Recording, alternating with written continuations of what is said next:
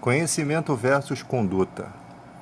Alguns cristãos acreditam que somente podem ajudar na conversão das pessoas apenas com a pregação bíblica, sendo que em toda a história bíblica sempre houve pessoas que conseguiram mostrar Deus para as pessoas por meio de suas ações. Por exemplo, o próprio Salomão, o rei Salomão, que depois, no final da vida, acabou se envolvendo com mulheres de outros povos, e todo mundo sabe essa história. Isso mostra que o ser humano pode ter conhecimento de Deus e ainda assim ter fraquezas que depois possa lhe governar. No Novo Testamento, nós temos o Espírito Santo para zelar por essas coisas na nossa vida, né? Orando, intercedendo por nós, nos fortalecendo, inclusive nos gerando o arrependimento. Isso está escrito na Bíblia, ele que gera em nós o arrependimento. Então, muitas vezes, a conduta de Salomão, quando julgava certas questões, o povo podia ver a sabedoria de Deus na vida dele. Sendo que hoje em dia, por exemplo, como isso pode ser aplicado? Quando um pastor ou um líder de uma igreja, ele não sabe ou julgar questões de política, ele não demonstra a sabedoria de Deus. Tá? Não confunda batalha. Por exemplo, a Bíblia fala que nenhum soldado em serviço se envolve em negócios dessa vida, porque o seu objetivo é satisfazer aquele que o regimentou. Não quer dizer que você vai perder a sua vida toda em debate. Quer dizer que quem tem o Espírito Santo tem que ter um parecer melhor sobre as coisas do que quem não tem o Espírito Santo. Porque você tem o temor, né? O conhecimento de Deus, você tem o zelo, ou seja, você não vai julgar uma questão buscando interesse próprio, que é o que está acontecendo hoje em dia com uma mistura evangélico com política. Muitos entram para a política para obter cargos para seus amigos, parentes. Às vezes o cara não entra no cargo, mas ele cria um aparato de sustentação para se proteger de futuras situações, né? Então são pessoas que têm o que temer, né? Muitos mercenários na fé que não têm cuidado das ovelhas precisam desse aparato, e a Bíblia diz que se o Senhor não guardar a casa, em vão vigia o sentinela. Então, por exemplo, o cara na Bíblia, Paulo, ele tinha o seu aparato, ele tinha pessoas de influência que o admiravam, né? Pessoas que poderiam defender em qualquer situação, mas quem era o defensor de Paulo era o próprio Deus. Mas se fosse necessário alguém humano interceder, viria e faria. Mas no caso, sempre se vê Paulo numa situação de que o próprio Deus cria a defesa dele. Quando Paulo é chicoteado e os soldados romanos não sabiam que Paulo era cidadão romano, ficaram desesperados, porque não sabiam o que fazer. Então Paulo fez com que aqueles responsáveis pelo chicoteamento dele viessem dar satisfação. Era como se naquele momento todas aquelas pessoas estivessem nas mãos de Paulo, né? Nenhuma pena poderia ser dada, principalmente ao cidadão romano, sem o consentimento de Roma, sem o consentimento do líder maior, né, de Roma. Então, aqueles homens vieram com medo, e Paulo não usou disso como uma forma de se vingar. Simplesmente ele demonstra que ele nasceu na Cilícia, né, uma província romana, e ele tinha descendência romana por natureza, por nascimento, mas foi criado como judeu, estudou, né, o judaísmo, mas ele tinha a descendência ainda como nascimento, que era possivelmente pior, porque muita gente comprava a descendência romana. O dele era de nascimento, ele era o cidadão da terra, então a punição poderia ser gravíssima, né, para aqueles soldados envolvidos. Então Paulo simplesmente mostrou que um servo de Deus não merecia ser tratado daquela forma, porque ele não é vingativo, porque ele não ia levar para frente aquela situação, e com certeza Paulo está preparando futuros cristãos, né, que não têm descendência romana, para que não fossem tratados injustamente. Então aqueles caras, aquela situação possivelmente ia ser noticiada pelos amigos. Caraca, pegamos um cara, chicoteamos o cara é cristão, o cara era romano como nascimento. Olha só a história, olha a cagada, olha o pé na bosta que nós enfiamos, exatamente isso. Então, você vê que Paulo tinha o Deus como defensor, ficou encoberta aquela situação, né? Imagina Paulo falando na linguagem hebraica ali e daqui a pouco começa a falar em linguagem romana. Mano, os caras devem ter ficado muito bolados. Mas, então, as pessoas muitas vezes hoje, para julgar questões políticas, para falar de judiciário, para falar de um monte de coisa, muitas vezes o cara não tem sabedoria alguma. O Sila Malafaia, por exemplo, ele fala muita besteira quando vai falar de povos, certos povos da antiguidade. Cara, ele fala, parece que aquilo surge da mente dele, ele acha que sabe, né? Cria-se um espírito autodidata nele e ele começa a falar um monte de abobrinha. Até a hora que vem alguém com inteligência, com discernimento, uma pessoa estudada naquela área, e bota o cara no chão, desmoraliza um cristão. Por quê? Porque o cara simplesmente não se preocupou em estudar. Isso acontece muitas vezes na nossa vida. A gente fala de certos assuntos sem reter determinado conhecimento. Então, é importante a gente ter esse conhecimento, não para ficar soberbo, mas para que as pessoas vejam como que é um julgamento de certas questões, um julgamento não de condenação, mas um julgamento de certas questões, para que se descubra a verdade, né? Porque na época bíblica tinham muitos juízes levantados por Deus e ele dava sabedoria. Então, quando a gente também vai falar sobre alguém, a gente precisa conhecer a história daquela pessoa. Quem é aquela pessoa? Que tipo de formação acadêmica que ela tem? Sabe? Eu sei que a inteligência, muitas vezes nem todo inteligente é educado. E tem muito inteligente que fala besteira, que fala idiotices, né? Por conta de conceitos errôneos da sua mente, né? E alguns medicamentos que faltam. Mas uma colônia de férias no hospício poderia melhorar um pouco aquela situação. E se não tiver outras drogas mais envolvidas ali. Mas geralmente, quando um juiz, principalmente do Supremo Tribunal, que é a última corte, uma pessoa que estudou em várias universidades, uma pessoa que tem uma bagagem, que teve relacionamento com muita gente, que conhece, pô, eu acho que fica um pouco difícil de você querer constatar somente o que você vê, os podres da pessoa. Porque a pessoa tem uma bagagem, não é qualquer pessoa. A pessoa às vezes tem mais idade que você, tem mais tempo de vida, tem mais convívio com os seres humanos, conhece mais coisas, leu mais livros. Com certeza essa pessoa tem uma educação. Agora, a hipocrisia, ela às vezes supera a educação. O problema é, quando você é um cara da lei, que você legisla, né? Quando você parla, né? Quando você fala sobre algo da lei e você tira o argumento para fora da lei, eu acho que o próprio juiz ele não consegue. Ele se embanana todo, porque há muito conceito certo na mente dele. Então, para ele fazer o errado, deve ser um sofrimento.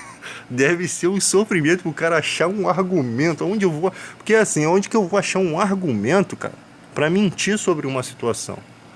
Lembrando que Deus está vendo tudo isso. Que Deus olha o coração do homem. E outra coisa, os seres humanos têm o direito de se arrependerem. Você, se fosse um juiz, você, se fosse um político, os seres humanos têm direito de se arrepender. É lógico que tem que haver punição. A punição para erros graves, para quando o cara faz uma coisa que beneficia outro por interesse, ou para proteger alguém porque aquele alguém foi muito bom para você no passado, isso tem que ter uma punição. Porque aí você está ferindo uma nação em detrimento de uma pessoa que você considera. Então tem que haver punição para que se evite esses acontecimentos, né? Tem que haver isso. Porque senão fica tudo aquela questão de carteirada, né? Uma coisa feia. O cara erra no trânsito, aí vem um coronel, pum, carteirada, livra o cara. Aquele cara vai fazer outra cagada na vida. Tem gente que faz cagada. Cara, tem gente que é tão ridículo que às vezes não tem amizade com o desembargador nem nada. Às vezes só apertou a mão do cara, ou alguém apresentou ele. E quando acontece uma cagada na vida dele, ele manda ligar pro desembargador, acorda o cara e o cara fica. Imagina, o cara fica literalmente, desculpa a palavra, desbundado. Desbundado. É tipo assim, você tá lá com a sua família, com os seus netos, ou você tá repousando num dia difícil, ou você encheu a cara de uísque, e no outro dia acordam com a ligação de que alguém que te conhece precisa dos seus favores, precisa que você responda por ele. É exatamente o que a Bíblia fala quando a gente coloca a nossa confiança na mão do outro. Não confie na mão, não se fie na mão da outra pessoa, né? Você tem que se fiar no que você é, não no que os outros é. E tem gente que é assim, traz problema para a vida dos outros. Aí o cara às vezes, para não ficar mal com um amigo que é conhecido daquela pessoa, interfere naquela situação. Vai lá e interage naquela situação, mas o cara se enfia numa dor de cabeça, porque às vezes é um cara que não quer estar na mídia, às vezes é o cara que tem algumas coisas erradas na vida, que não quer aparecer, não é tão babaca assim de ficar aparecendo, e acaba vindo à tona a vida do cara e começam a vasculhar a vida do cara. E eu já vi aí na reportagem o cara que amassou a multa, por exemplo, que foi um cara que fez isso exatamente, ele perdeu simplesmente o emprego.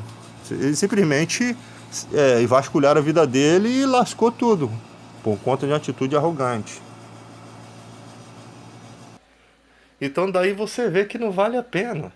É como o Neymar aí que saiu com aquela mulher toda. Era melhor ter dado dinheiro pra mulher do que ter perdido bilhões de patrocínio. É burrice você levar certas coisas pra frente.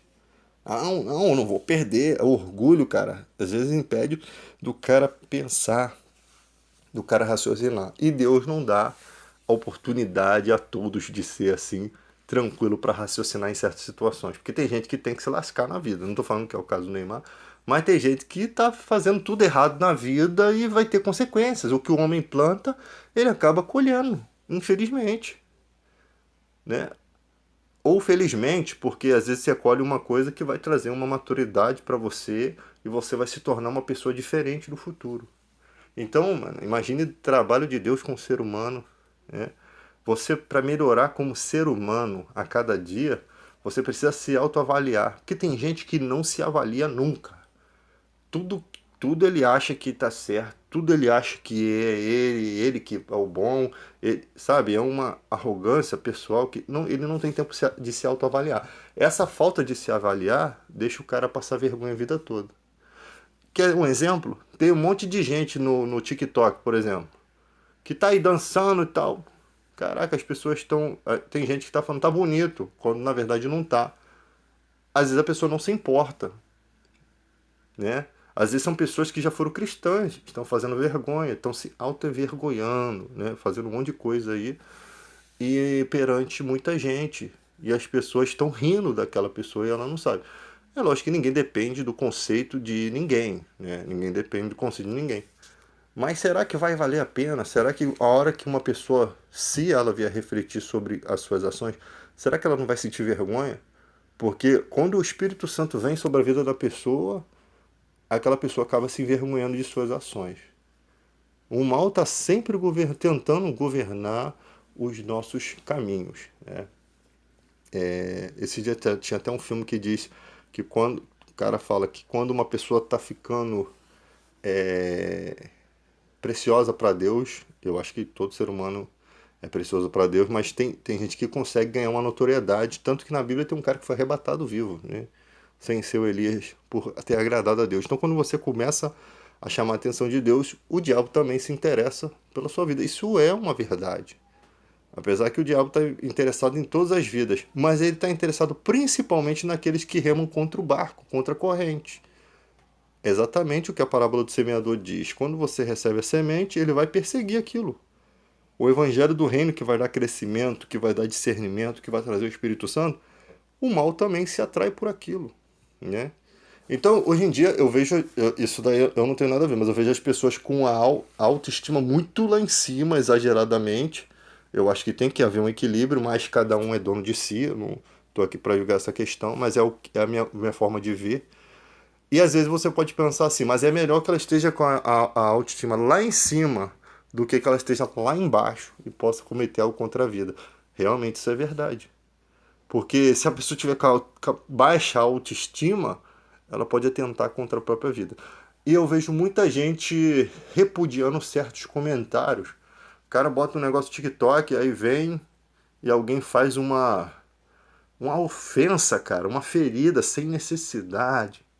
Uma coisa é você fazer uma brincadeira, outra coisa é você não pode brincar com todas as coisas, tá?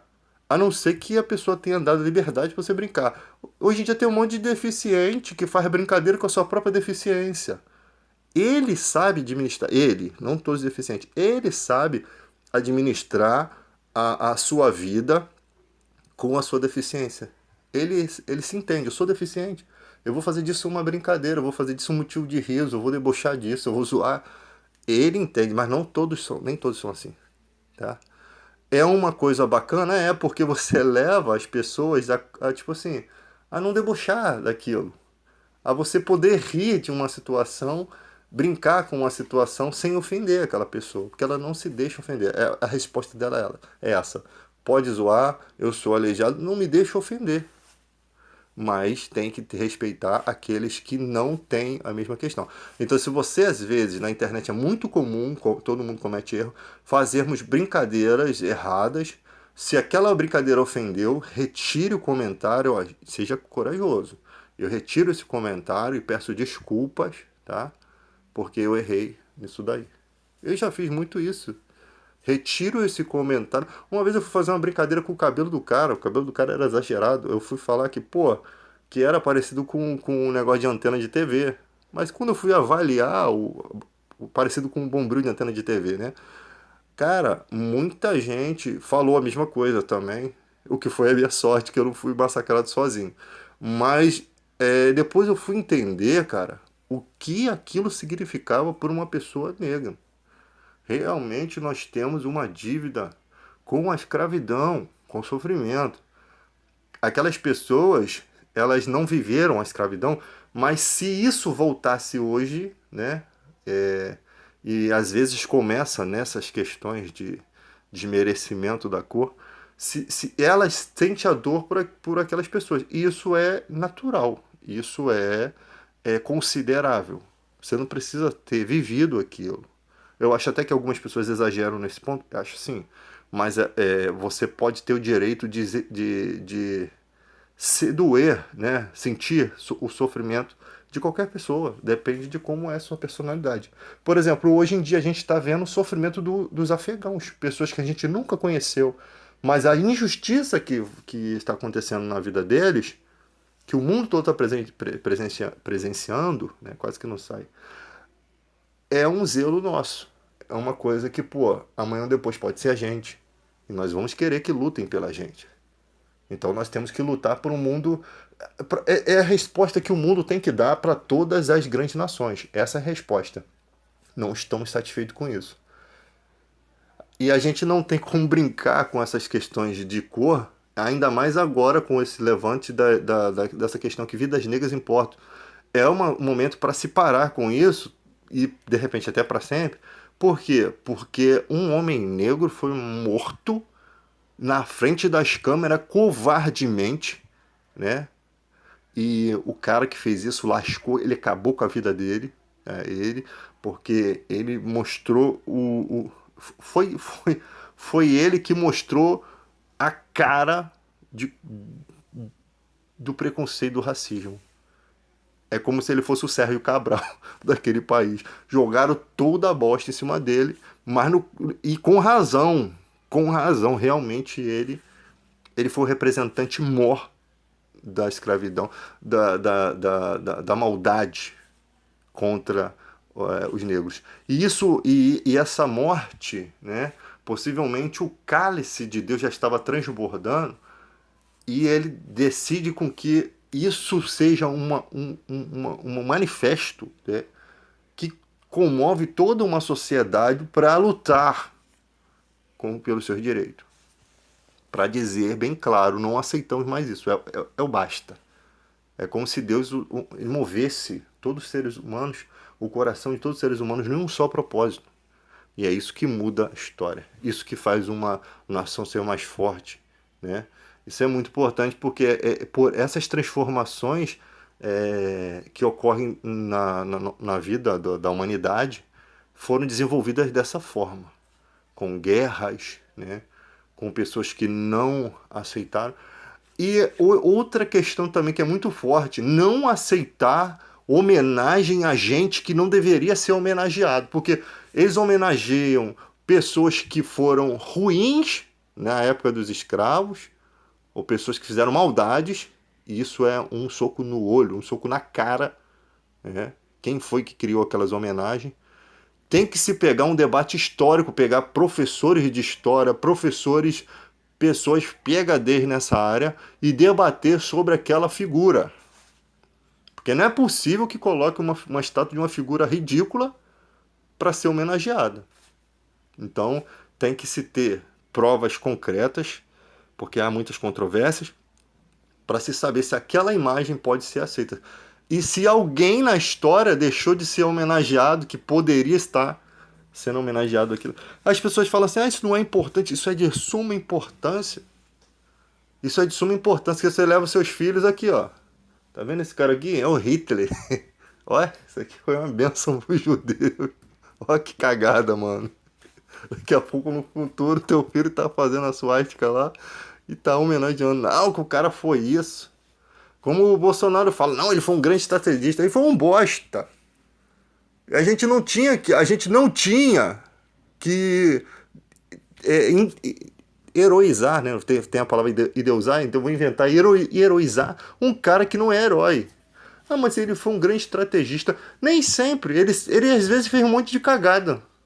E depois ele ficou maluco a um ponto que os próprios subordinados a ele estavam pensando em bandar ele, ferrar com ele, porque as ordens deles passaram a ser absurdas. Estava perturbado da cabeça. Então estava todo mundo com medo dele, né, já preparando talvez para matar ele. Então, a questão é, a gente não pode endeusar. Hoje em dia a gente endeusa essas coisas, a gente heroiza, bota o cara como um herói, né? Esses dias o Netflix estava passando a história daquela mulher que matou o cara da IOC, né? Vendo o lado da pessoa. A gente tem que ouvir os dois lados, sim. Isso é história, a gente tem que entender os dois lados. Mas tem que ter pessoas para avaliar aquela situação. Porque na questão ali era uma questão de dinheiro rolando, muito dinheiro, empresas negociando e exatamente acontece aquilo no meio das negociações. Então logo se suspeita que possa haver uma manipulação de certas empresas. O cara chega para você, ameaça você e sua filha, se você não fizer isso, você... Ah, mano, eu não sei a que ponto... Eu sei que o ser humano chega a qualquer nível de maldade. O ser humano, com todas essas histórias, você pode entender que existem muitas pessoas que não têm zelo, ele não tem nada a temer, ele já está perdido, ele está entregue, então é maldade sobre maldade. A cada dia ele já sabe que está condenado. Então vem pessoas que só pensam em dinheiro, só pensam em prostituição, só pensam na pedofilia, que tem muitos aí que estão enfiados nisso daí. E realmente esses caras estão mais preocupados em satisfazer os seus desejos sexuais e os seus desejos de poder do que fazer o bem. Você não, como Jesus falou, uma árvore boa não dá maus frutos e uma árvore ruim não dá bons frutos. O rio não dá dois tipos de água, ou é água doce ou água amarga. Então a gente está falando em relação ao coração do homem. Lembra aquele filme Quem Quer Ser um Milionário? O cara chega com uma Coca-Cola, aí pega aqueles garotos, mostra que é bonzinho, aí faz eles cantar o hino, que se eles cantar o hino eles vão ganhar isso, vão ganhar aquilo, depois fura o olho da criança com óleo quente, e depois a criança fica pedindo esmola e cantando o hino, trabalhando como escravo para eles. É isso que o ser humano é, em muitas questões. É nesse nível de maldade. Ele não, ele, para ele, para certas pessoas, você é como um cavalo que você pode chicotear e ele tem que fazer o que você está mandando. Exatamente, esse é o nível. Então, já é uma dica também para você nunca... Um segredo de vida, desconfie sempre. Desconfie sempre. Você não sabe o que passa na mente do ser humano. Sempre desconfie. Pode ser parente, pode ser amigo, sempre esteja com o pé atrás, porque as pessoas têm desejos que você não conhece. Só Deus conhece o coração do ser humano. Você pode confiar até certo ponto, com anos de convivência. Ainda assim, ainda tem pessoas que mudam da água para o vinho. Mas você tem que ter. Hoje em dia, cara, as pessoas acreditam num comprador da OLX, mano. Traz o cara para dentro da casa dele. O cara que ele nunca viu na vida e não tem nenhuma prudência. Eu vendo muita coisa na OLX, vira e mexe, eu vejo vagabundo tentando dar golpe, mano. Ah, vamos marcar. Não, eu vou levar o computador assim, assim.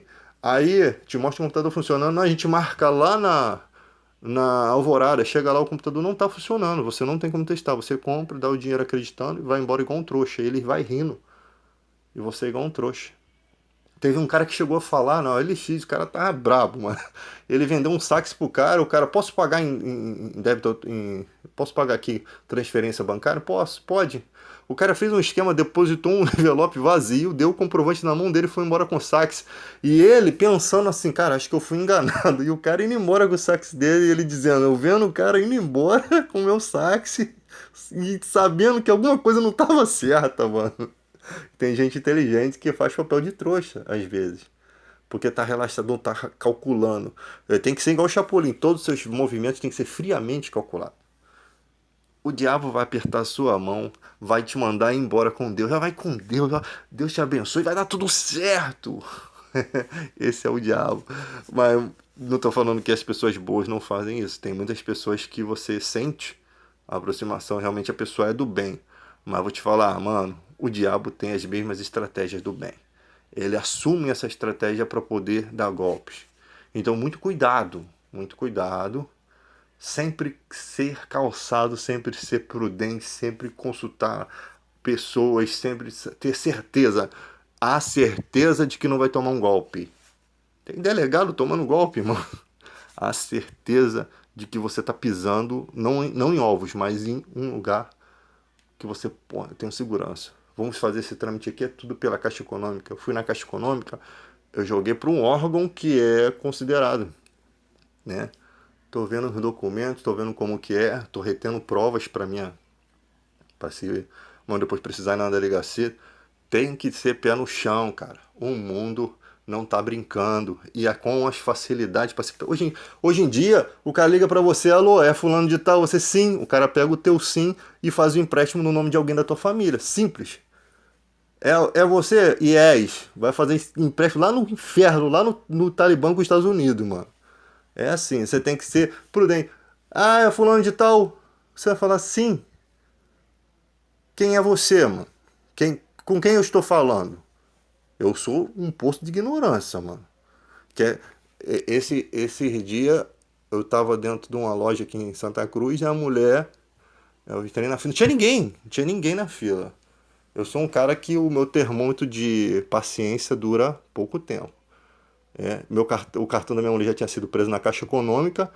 Eu, 10 horas, 9 e pouca da noite, sei lá. Eu gritei com o cara que estava dentro da máquina. Ô amigo, meu cartão está preso aqui. Meu cartão, vai soltar o meu cartão ou eu vou ter que ficar aqui?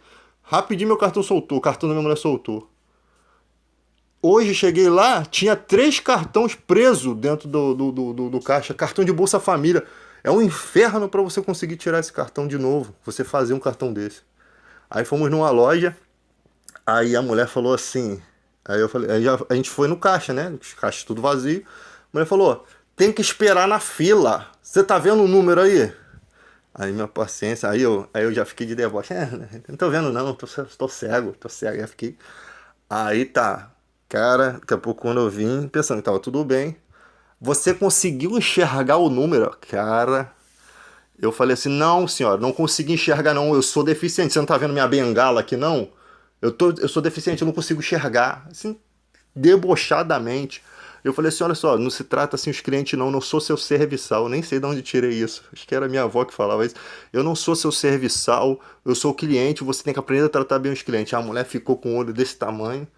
Porque, mano, que se tem uma coisa, eu sou o tipo de pessoa que tem que resolver as coisas na hora. Eu sei que às vezes é agitado. Às vezes eu tento resolver até o problema dos outros e não é bom isso. Mas, cara, não seja ignorante.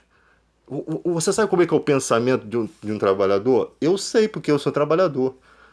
Quando você chega no Guanabara faltando 5 minutos para fechar, a pessoa que está lá no caixa é cansada o dia todo, aquela perturbação de mercado falatório, é caixa, é dinheiro que falta, é um inferno, é cliente ignorante, é um inferno. Aí a pessoa fica assim, ou fala para outra, ou pensa alto, ou fica para si mesmo.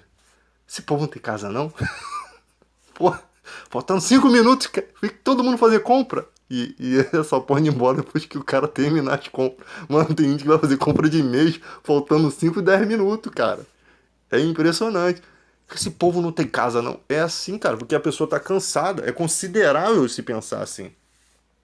Às vezes você tá no trabalho, né? Tá chovendo. O que esse povo tá fazendo aqui, gente? Esse povo não tem cama, não. Um frio do inferno. Um frio do inferno no Polo Norte. E o povo tá lá andando, batendo perna, cara, e tu fica assim, meu Deus. Mas o que você vai fazer? Você tá cansado, suas emoções não estão de acordo, né? E aí, às vezes, você trata mal as pessoas. Mas, cara, o nível que aquela mulher me tratou mal é que ela já tá acostumada a ser ignorante. Você não tá enxergando. Mano, como é que você fala isso pra uma pessoa, cara? Não tem como. É muito ignorante, é um poço de ignorância. Então isso aí chega a ser ridículo, tá? Talvez, eu até falei com a minha mulher, talvez ela precisava encontrar um eu na vida, que eu penso assim, né? Que não vai dar um soco dentro da pessoa, né? Não, o YouTube vai bloquear meu vídeo por causa disso. Que não vai fazer essa maldade com ela, mas para botar ela no lugarzinho dela, simplesmente para que na próxima vez ela possa raciocinar sobre aquela situação que ela tá passando, né? O marido dormindo de calça comprida, eu não sei qual foi as tretas. Mas é isso aí, galera.